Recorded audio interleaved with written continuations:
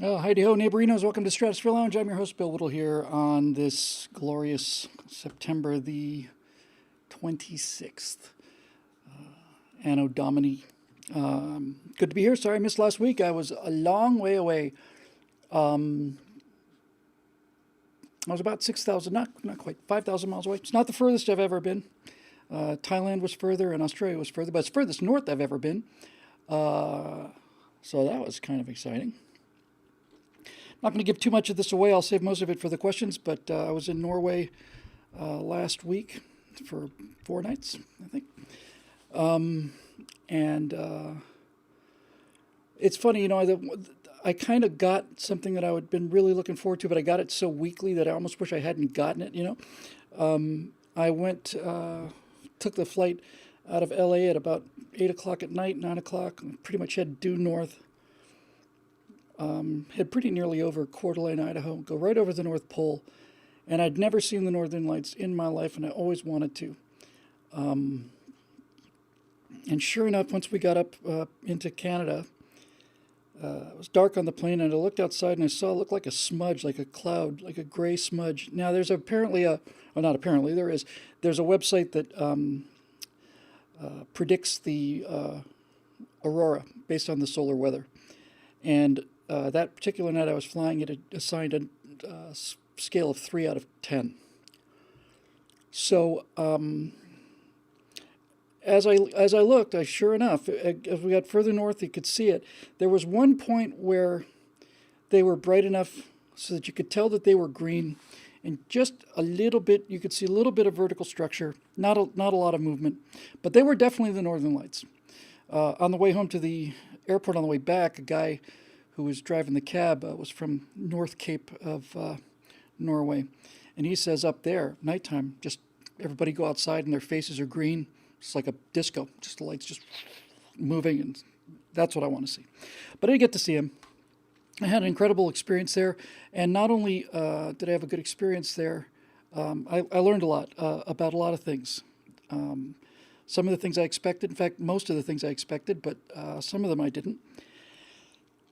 And we'll talk about that. I guess I may just wait to do the questions on it. So, but the trip to Norway was great. I really, honestly, and I mean this sincerely, that country I really think has got the title of the best socialism in the world. I don't think socialism can be any better than it was in Norway, because they've got a small population. They're serious about trying to protect their cultural identity, and they're bloody rich. And that's kind of the kicker. I went, so I got there, and everything's immaculate. The airport is immaculate. And the entire time I was in Norway, I know I'm prone to hyperbole, but I actually genuinely mean this. I am quite sure that I've seen more people in a crowded DMV, Department of Motor Vehicles building in Los Angeles than I have during the entire 4 days I was in Norway. I couldn't believe it. There was nobody there.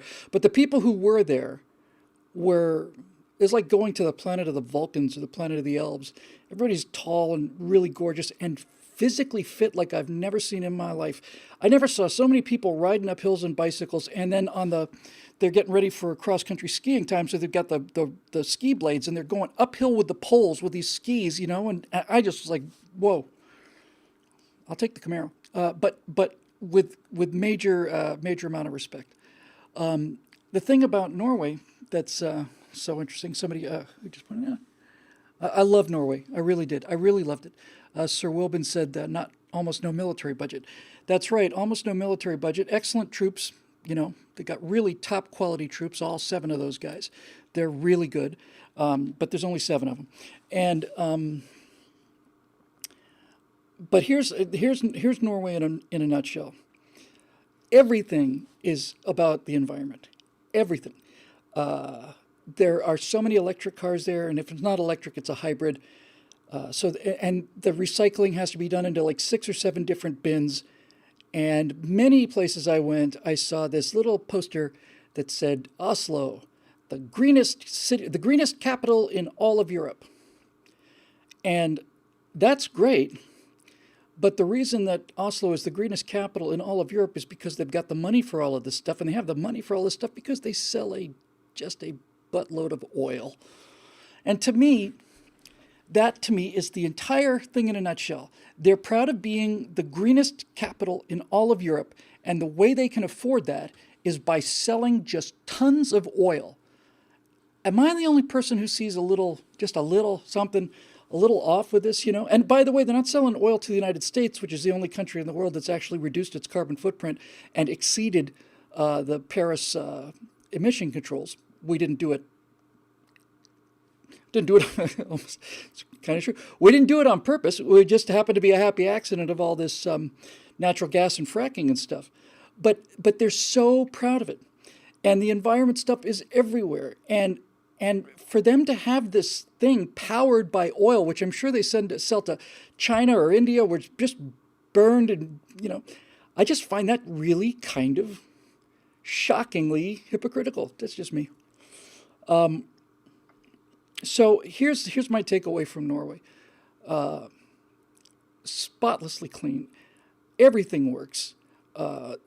Just the public toilets would do credit to, a very nice hotel in LA, and other public toilets in LA probably pretty much beyond description, especially at the beach. That is a terrifying thing. And the train system from the airport, just get on this beautiful, fast, quiet, modern, clean train, and a couple stops, and you get off. The cars in Norway were really cute. I could have fit, certainly the car I got picked up and could have fit in the trunk of my Camaro, and I have a small trunk on the Camaro. So all of that stuff. And everybody is, and the thing that struck me the most, it hit me first in Sweden because I connected in Stockholm. But you go into, Stockholm was relatively crowded. And you go into Stockholm, and there's just an entire airport full of people, and it's absolutely quiet in there. Nobody yelling, nobody screaming, nobody calling for attention, nobody's taking selfies of themselves. That's why I offered the Millennial Selfie Challenge, Selfie Socialist Challenge. Okay, millennials, if all of you millennials can fill up an entire airport terminal and sit there quietly for 3 hours without talking loud, without talking at all, unless you have something to say to somebody, and no selfies, and nobody dresses any better than anybody else, just everything low-key, you do that for 3 hours, you can have your socialism. They wouldn't last 10 minutes. And I know that sounds flip, but you have to have the one to have the other, at least to have it work. So everybody works there. It's just they don't get to keep much of it. So lots of stuff that was really good certainly from a infrastructure point of view. And I'm speaking to you from Los Angeles, formerly part of the United States of America, and there is no place where the infrastructure is just plain not only not working, but just utterly mocked, like in Los Angeles. So I'm coming from third world USA, which doesn't make me very proud to say, but that's what it is. So that was a pretty big difference. It's spotlessly clean. I saw one cigarette butt up at the giant ski jump over Oslo. One cigarette butt in the grass, and I went over and picked it up. I mean, it was astonishing. And then I had dinner at a restaurant up near the ski jump at the top of Oslo, and it's an old restaurant from like 1866, I want to say, all made out of wood, and it's got a great view overlooking Oslo, and you can see the Oslo fjord, and Oslo is a charming little town. It looks like, at the most, it looks like Santa Monica. It's probably smaller than Santa Monica, but it's very beautiful. And I was sitting up there and I was thinking about how everybody looks so healthy and everything's provided for and all of this stuff. And I realized I used to think of Scandinavian countries as a nursing home where you're taken care of from birth to death. You get a 2-year, 4-year leave from your job to, when you're a mother, and they cover your college, they cover your health care, and then they cover your retirement, all of it.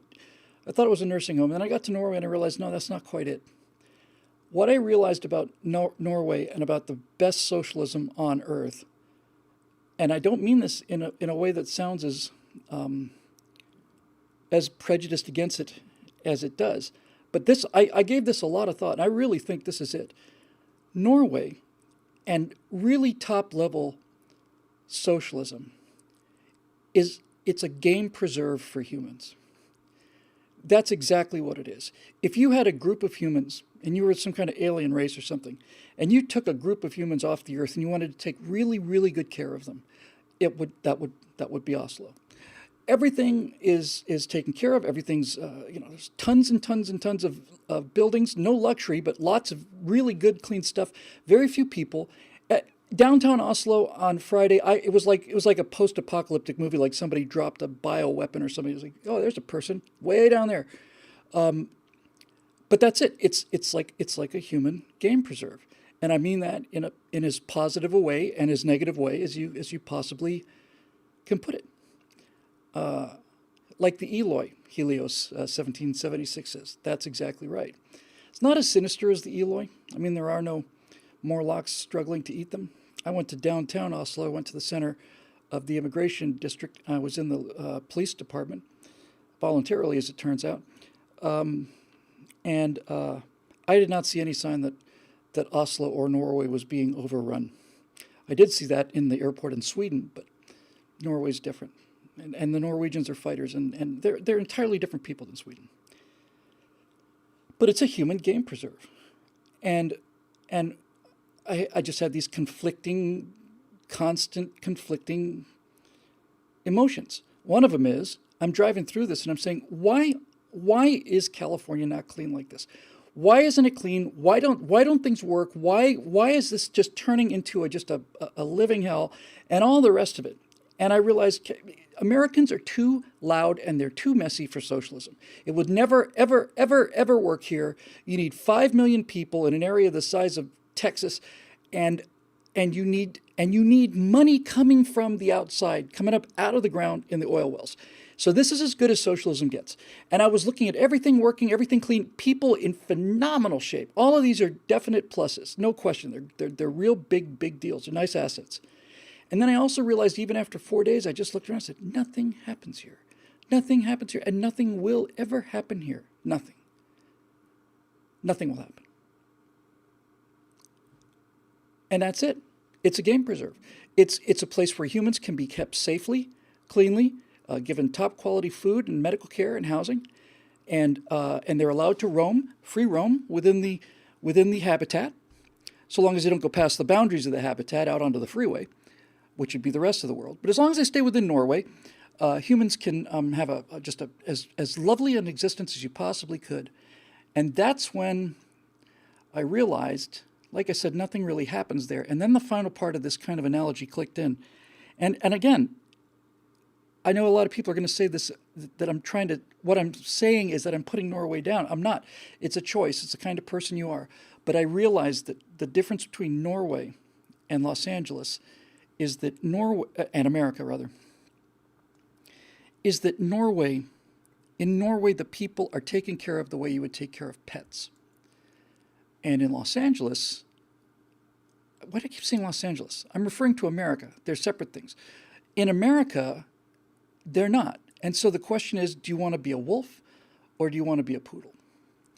And everybody who hears that, conservative, wolf, yeah, definitely want to be the wolf. Well, okay. Well, wolves starve to death. Poodles don't starve to death. Wolves are covered with fleas. Poodles aren't covered with fleas. Wolves break a leg or get some kind of disease, and that's the end of the wolf. They don't get $30,000 worth of operations done on them or anything.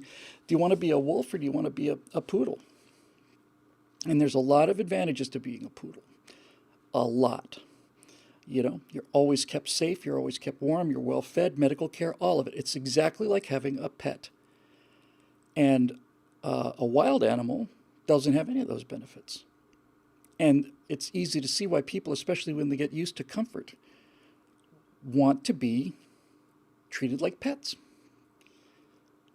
And the appeal of that is very strong. I certainly felt it a couple times. But also, Rubber City Rebel just said, poodles never leave the yard. That's it. That's right. They never leave the yard. And poodles,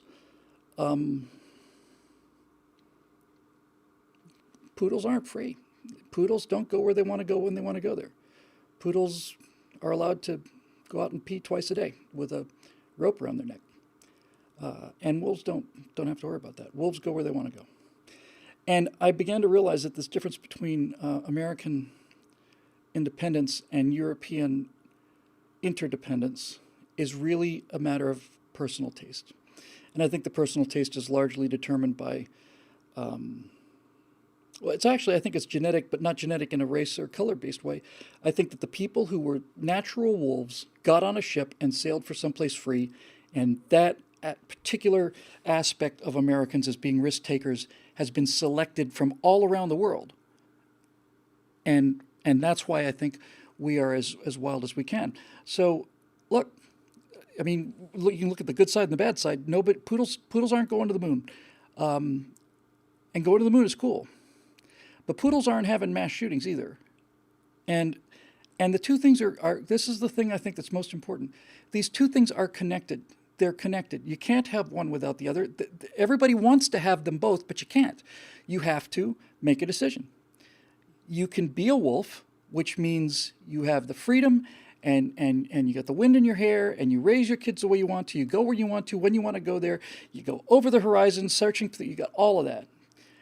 But you can also be attacked by other wild animals or bears, and eagles come down and swoop down and take your kids, and violence is everywhere. Nothing's controlled, and if you're hurt, you're hurt. And if you're hurt badly enough, you're dead. It's a lot more brutal.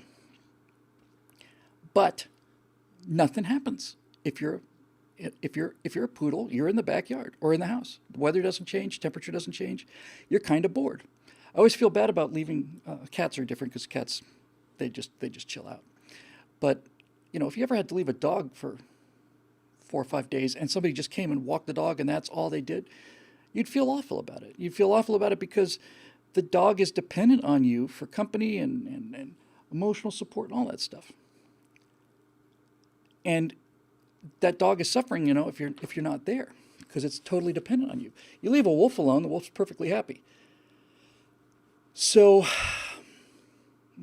Eric Blake's got a great line. Funny how Norway Preserve is filled with poodles that are built like wolves. That's the truth. I saw some of the quietest, most well-mannered people in my life that looked like they could rip me limb from limb and eat my joints raw. There's a lot of Viking left in those people. My host there actually said that said something that's kind of the inverse of what my wife says all the time, and that is that everybody in America just looks so different. There's so many different looking people, and everybody's dressed different.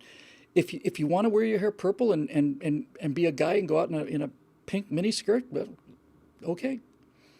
And you don't see any of that in these socialist countries. So that's when I kind of realized that the people who are calling the loudest for socialism, these social justice warriors, are the people who would do the worst in it. They wouldn't like the fact that you don't get to have purple hair. And they don't see how they're connected, but I do.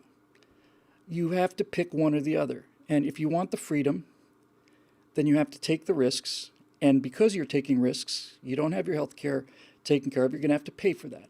And because you're free to defend yourself, because it's a wild world out there, other people are kind of free to shoot up movie theaters or schools. That's part of life in the wild. Sometimes things like that happen out in the wild. And so you just have to make a decision. Do you want to be well taken care of, free of fleas, warm and well fed, and never, ever, ever see what's on the other side of the backyard, or run free or do whatever you want to do? Or are you willing to have the freedom to go where you want to go, do what you want to do? And are you prepared to accept the consequences of that? Which is, there are bears out there, there's disease out there, there are ticks and wolves out there, there's no medical care out there, all of it. And that's when I realized that in order to get the socialism to work as well as it does in Norway, because it certainly does work in Norway, there's no question about it. The two things you need, three, number one, you need a really, really rich and powerful and aggressive and nasty, loud, boisterous, screaming bunch of children who have decided that they want to defend themselves, and then they can defend you as well. That's a handy thing to have, is to have across the ocean a bunch of raving lunatics who work hard, invent things, get a lot of money, and then in protecting themselves, they also protect us. That's part of the key of socialism working. The second part of it is the conformity that socialism requires is the same conformity that makes innovation and just plain fun. Forget even fun, just interesting. It makes it impossible. You can't have it. You can't have, on some level, you cannot have the purple hair, pierced nose, and socialism. Because if you have the pierced nose and the purple hair, you're calling out for attention. And in a socialist country, calling out for your own attention not only doesn't work, it's just, the whole system fails. You have to be prepared to be lost in the society. And it's a choice. And to say that there are no benefits to that poodle life is nuts. There are plenty of times when it's better to be a poodle. But people want both. They want to be taken care of. They want the health care. What they want is they want to be a poodle that's let outdoors, right? They want to be a poodle that's let to run free. But if you leave your poodle outdoors, it's going to get hit by a car, or it's going to get attacked by coyotes, or it's going to do something else. You can't have them both. You can't. And likewise, you cannot keep a wolf in a backyard, even if it does get health care and food and all the rest of it. They're mutually exclusive. You got to pick one or the other. I very much like Norway, and I very much admired a great deal of what this world's greatest socialism looks like. But I wouldn't trade it. And after 4 days there, I would have crawled over. I was ready to crawl over broken glass to get home. Oh, another good one from Eric Blake. Poodles also tend to be spayed or neutered. Yeah, that's funny how that works, isn't it, with pets? Can't have you go out there breeding and everything, because we've already got enough people. So we're just going to get you. We're going to take you down to the doctor, and no charge to you. We'll just get you fixed.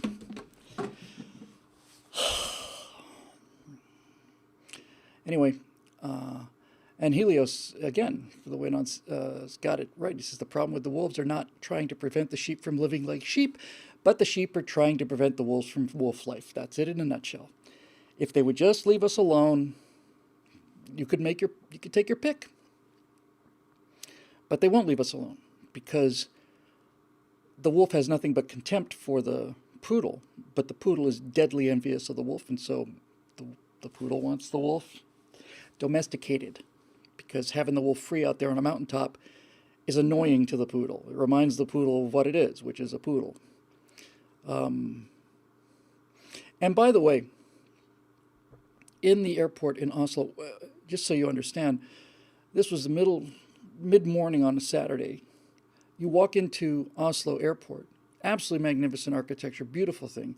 You come in and you look down at the counter for Norwegian Air, and you see 5 people behind the desk, and every one of them is waiting for you.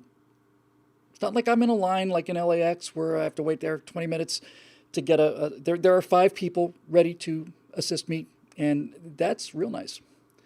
But when I was in the airport, and after I'd gone through security and I was on my way towards the gates, they had a giant video. Wasn't, by the way, biggest video wall I've ever seen in my life was in Los Angeles International Airport. And the shortest time I've ever been through customs in my life was coming back into LA, which very, very much surprised me and pleased me. As fast as I mean, there were tons of people there. It was just as fast as we could walk. Anyway, I'm in Oslo Airport, and I'm coming back, and I look over, and there's this, video screen size of a wall. And there's like a big close-up of the Statue of Liberty, and it was an ad for Norwegian Air. It was like, the States has never been closer. And then they showed L.A., they showed like Rodeo Drive, which is, but I remember seeing the Statue of Liberty up there and thinking, yeah, you're goddamn right, Statue of Liberty, it's one country, goddamn it. I'm from there. I'm from that place, So there you go. It's really something. It really is. Anyway, we'll take some questions. I wonder if any questions will have to do with the Democrats' recent attempts to absolutely guarantee Donald Trump's reelection. We'll find out about that. I just want to check one thing here, because I have not been up on the news too much today.